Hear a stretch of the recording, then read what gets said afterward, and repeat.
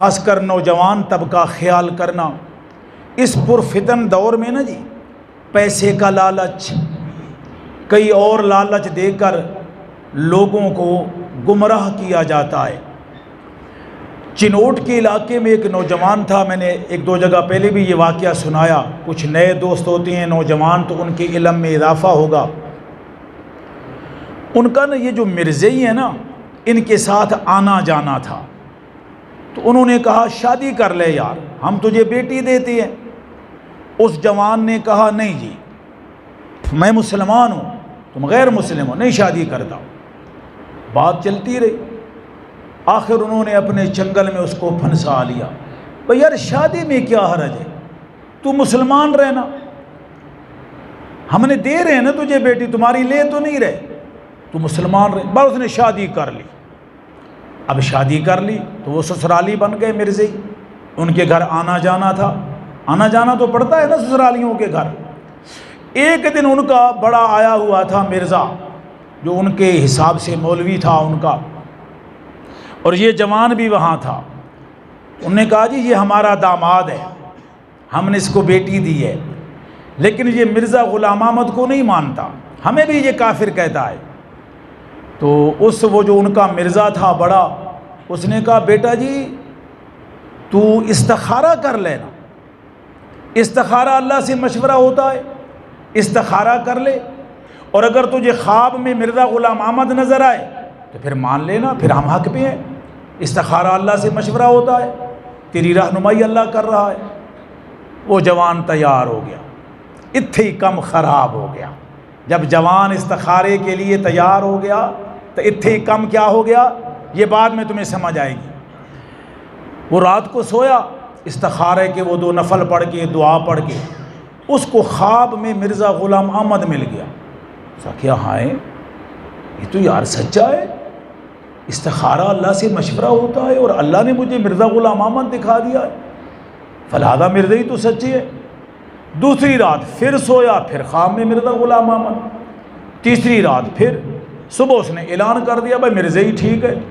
لوگوں نے دوستوں نے سمجھایا بھائی یہ غلط ہے، انہوں نے کہا نہیں غلط کیا ہے، استخارہ نہیں ہے، استخارہ اللہ سے مشورہ ہوتا ہے، اور مشورے میں مجھے مرزا غلام احمد نظر آیا۔ وہ لوگ تھے بیچارے، اللہ کیا کرنا ایسا ہوا، وہاں ایک عالم دین تھے، فوت ہو گئے مولانا یوسف صاحب، وہ وہاں آ گئے، اللہ ان پہ کروڑا رحمتیں فرمائے۔ عالم تو پھر عالم ہوتا ہے نا، تبھی تو میرے نبی نے فرمایا کہ جاہل کا ساری رات عبادت کرنا اور عالم کا ساری رات سونا۔ جاہل کی عبادت کرنے سے کیا ہے؟ تو لوگوں نے اس جوان کو پیش کیا، حضرت اس کی بات سنو۔ مولانا نے کہا بیٹا جی کیا بات ہے؟ کہتا ہے جی میں نے استخارہ کیا، مجھے اس مرزا نے کہا استخارہ کر، اور مولانا استخارہ اللہ سے مشورہ ہوتا ہے، میں نے استخارہ کیا، اللہ سے مشورہ لیا، مجھے خواب میں مرزا غلام احمد مل گیا، فلہذا میں مرزئی ہو گیا۔ مولانا نے کہا بیٹا جی استخارے کیے جاتے ہیں شک والے کاموں میں، استخارے پک والے کاموں میں نہیں کیے جاتے۔ جب اس مرزے نے تجھے کہا کہ تو استخارہ کر اور تو استخارہ کے لیے تیار ہو گیا، اسی وقت تو کافر ہو گیا، اس لیے کہ تجھے میرے نبی کی ختم نبوت میں کیا پڑ گیا؟ شک پڑ گیا۔ جب تجھے شک پڑ گیا تو کافر لا شک ہو گیا۔ ہوں تینوں مرزا غلام احمد ہی ملنا تھا، محمد عربی نے۔ ایسے ہی ہے نا بات، کیسی خوبصورت مولانا نے اس کو حل کیا۔ اب اس جوان کا دماغ ہوش ٹھکانے پہ آیا۔ بیٹا جی استخارہ کیا جاتا ہے کہ اس محلے میں دکان بناؤں یا نہ بناؤں، شک ہے نا، شہر میں دکان لوں یا نہ لوں، وہ مکان لوں یا نہ لوں، وہ کاروبار کروں یا نہ کروں، شک ہے نا، پتہ نہیں یہ دکان چلے گی نہیں چلے گی۔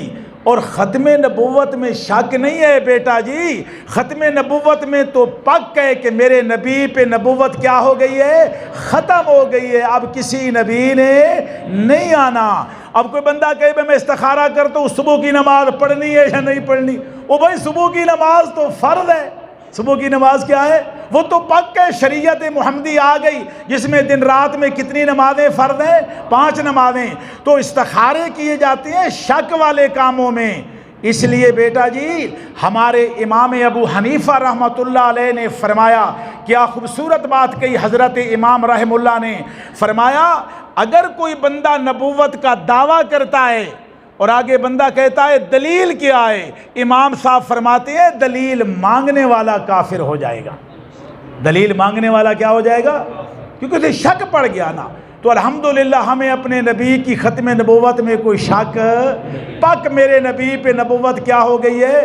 کہتے ہیں اس جوان نے پھر توبہ کی اور طلاق دے دی. تو بہرحال اس جوان کا ہوش ٹھکانے پہ آیا، مسئلہ اس کو سمجھ آ گیا. خیال کیا کرو، خیال کیا کرو، بڑا پرفتن دور ہے جی.